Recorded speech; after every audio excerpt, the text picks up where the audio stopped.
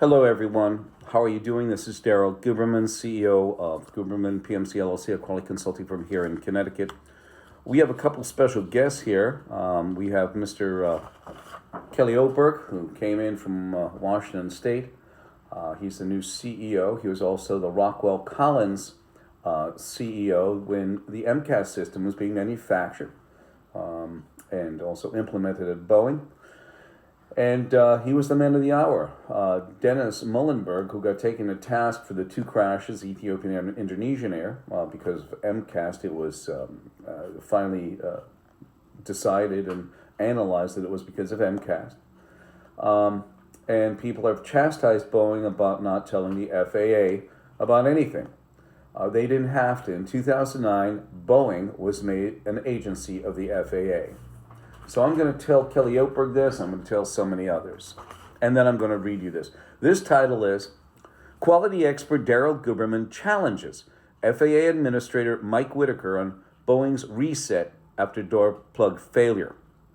Uncovering the root causes of regulatory failures and systematic safety issues. Now, I went there in 2024 in April. I was there at Capitol Hill, and I was there to assist Sam Salapar, the whistleblower on the 777, Boeing 787, talking about design issues. Well, he said to me, he said in there, it was like he was talking to me, he said that when he was going down the 787 line, and the fuselages are all composite barrels, I call it. There's four of them, I think. Three are made in foreign countries. One is made in the United States from I think it's filament winding that they do. So anyway, I saw that when I was out there at the Boeing Museum. Very nice museums Boeing puts together. But Sam Salapar said he saw employees standing on it, basically preloading the barrels and causing it. When you have a preload situation, let me just tell you this. Preloading is like this. If you're putting in a pane of glass and your window opening is a little bit smaller, maybe a hair size smaller, around the circumference of the glass. As the wood expands and contracts, it puts pressure on the glass, and eventually it will shatter. So you're basically preloading the cones. So, if you have a gap, you bring it up, and it's already under stress. So really, you don't know the life cycle, under pressures, whether it's under forces that are, expansion and contraction, there's an issue there.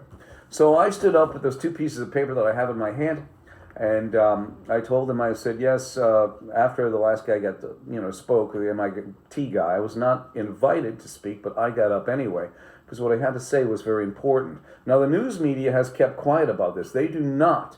And I mean, they do not want anyone to know that Boeing relinquished on-site auditing to two certificates. In June, I went to go see this guy, David Calhoun. The only thing he knows about composites is probably the shaft of his golf club and also the head of his, putter or whatever. It's either aluminum or titanium, whichever his choice is.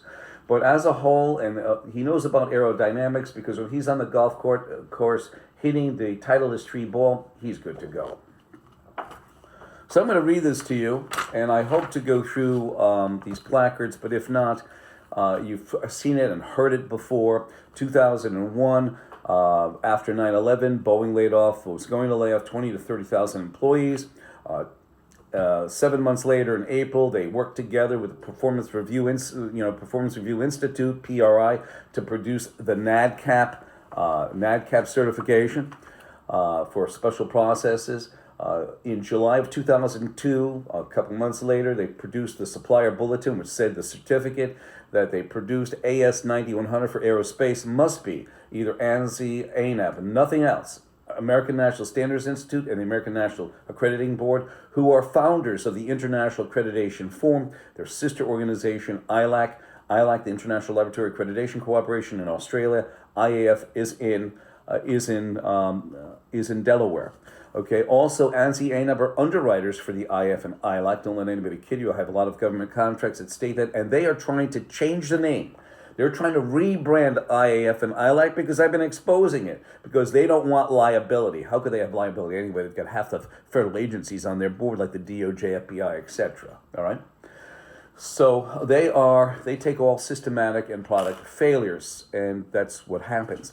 So after that, 2003, they came out with the Oasis, actually Heads Up 22, which was made by ANSI ANAB, but at that time it was called ANSI RAM, Register Accreditation Board. But it's no more than ANSI ANAB. They came up with this Heads Up 22, October 2003, that stated if an AS9100 certified organization, refuses to be put on the OASIS database, the Online Aerospace Systems Information System, OASIS, that is run by the International Aerospace Quality Group, that sits on ANSI ANAB's board again as a board member, they get their certificate taken away. If the company whose AS9100 refuses to pay database fees, they get the certificate. I'm going to read this. I don't know if we're going to have enough time to go through the placards. I don't want to bore you, but here it is. I am Daryl Guberman, a quality expert with over 40 years of experience in aerospace and manufacturing. Today, I am here to discuss some critical issues that were highlighted by Boeing's recent door plug failure, and also last night, December 8th, 60 Minutes, unleashing the whistleblowers and families and all the rest of that, and some employees, concerning degradation and quality. The only thing is they were touching on quality, but we have the dirt on the true quality issues. This failure serves as a reminder of the systematic safety concerns I have been raising about Boeing and the FAA's oversight since 2009. In 2009, the FAA granted Boeing the ability to self-certify its own aircraft, allowing them to make critical decisions without independent oversight.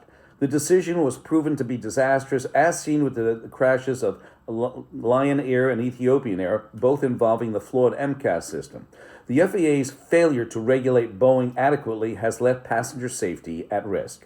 Boeing has also relinquished direct audits of its suppliers since 2002, relying on third-party certifications like NADCAP and also the supplier bulletin, and their language in the supplier bulletins, such as "if need be" or "if the need arises."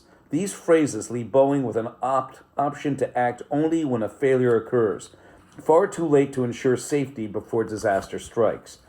I asked the FAA Administrator Mike Whittaker, how can we rely on an agency that allowed Boeing to take control of critical safety decisions and evade proper oversight for a minimum of 10 years, from 2009 to 2019? We have a document that states an FAA spokesperson said, the FAA never allows any organization to police themselves or self-certify.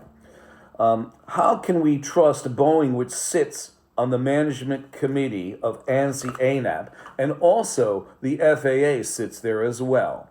The power to grant, suspend, and withdraw certification on the ANSI ANAB management committee that Boeing sits on, and they got rid of that document. They got rid of that document because I've exposed that situation. Let me show you right here. This is the way the web page looked, and Boeing is right down over here. You cannot make it up. You go to this link over here that used to link you to this, it no longer exists, okay? The power to grant, suspend, and withdraw supplier certifications to ensure the safety of passengers. I've never in my 40 plus years ever have seen a certificate get taken away from any organization. Boeing and the FAA must immediately restore independent inspections on conflicts of interest and reinstate rigorous safety oversight. The integrity of the aviation industry is at stake, and we must prioritize safety over profits. Thank you. And it is a thank you. But I will say this.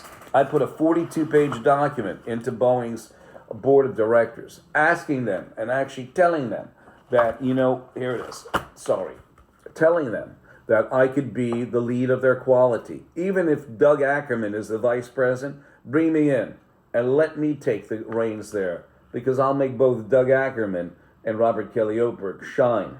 Right now, they're pretty tarnished. 203-556-1493 or Daryl, tqrs@yahoo.com. My number is the best way to get a hold of me. 203-556-1493. I thank you.